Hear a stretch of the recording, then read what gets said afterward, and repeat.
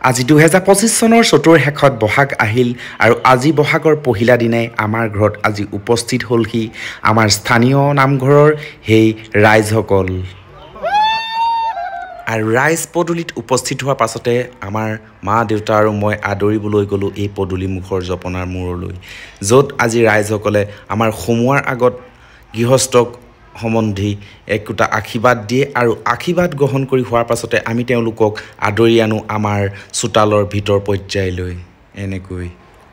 সঁচাকৈ পহিলা বহাগৰ এই প্ৰথম দিনটোত উপস্থিত হোৱাত আমি সঁচাই আমাৰ পৰিয়ালটো নথৈ আনন্দিত হ'লোঁ আৰু এনেকৈ আমি উপভোগ কৰি আছোঁ বিগত বহু বছৰ ধৰি আমাৰ এই ৰাইজসকলক